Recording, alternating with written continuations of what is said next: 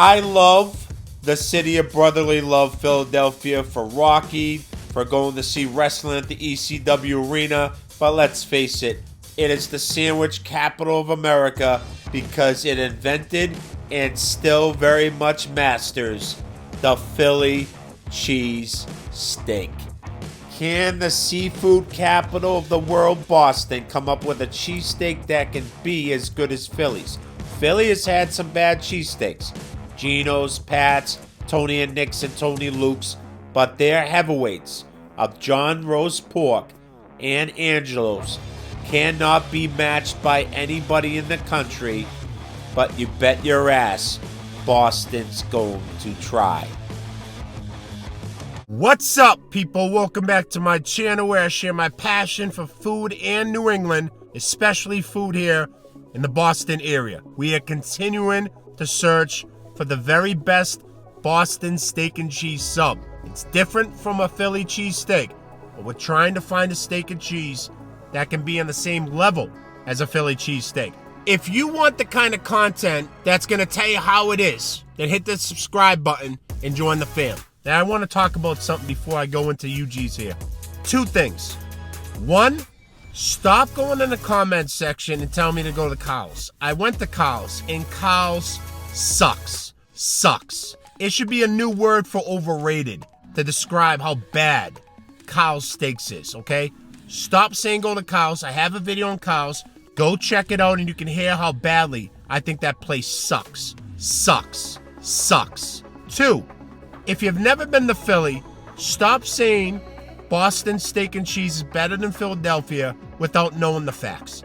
The very best Philly cheesesteaks blows Boston steak and cheese subs away for a couple reasons. One, they always make the bread rolls in-house, the top tier ones in Philly. They use Cooper's Shop, which is like the best cheese ever, and they always use ribeye high quality steak, guys. The places around here aren't doing that. This is a spot that's directly across the street from Joe's. And we're going to see who the very best is, at least in this area, when we're continuing our search, like I said, to find the very best cheesesteak or steak and cheese in Boston that we can find that can even match Philadelphia. Let's go to work.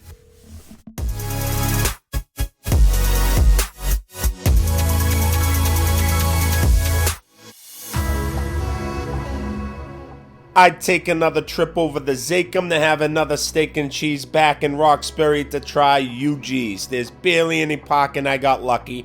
Barely any place to sit down. They have no public restrooms. We are here to try this. A decent size. You take the wrapper off and you see the most dried out steak and cheese I have ever seen. Look how dried out that meat is.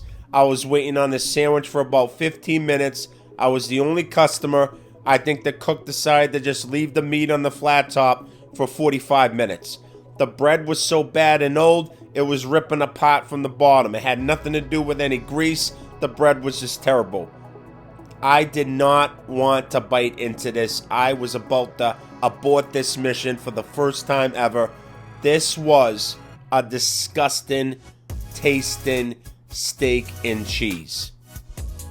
Do not be fooled by this piece of meat here because it looks like it isn't dried out. Look at this dried steak. Left on the flat top for 17 hours. The vegetables were cooked to mush. The cheese was poor quality. The bread was ripping apart. Terrible sandwich.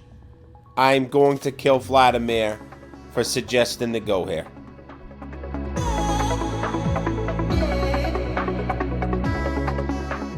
Trust me, the struggle was for real, and this is exactly how much I left behind. Enough said.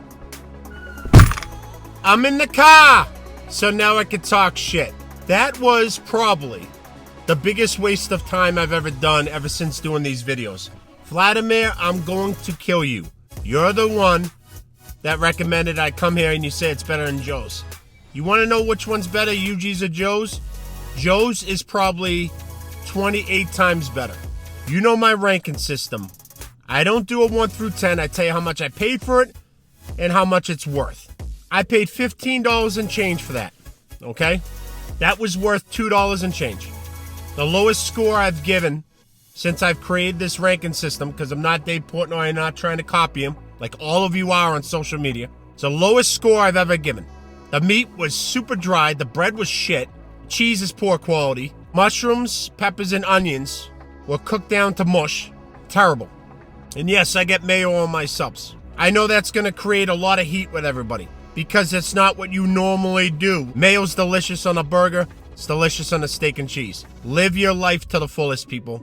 Don't do what everybody else does. And you don't have to listen to me. You can come here and have this shit if you want. Come here and have this shit. Don't listen to me. Come down here and have this shit sub if you want. This is why you come to this channel, because I always tell it how it is. And I'm trying to make sure you spend your money correctly. So hit that subscribe button, and we're on to the next video, and I hope that the next steak and cheese I have isn't crap like this one. That's it, I'm done!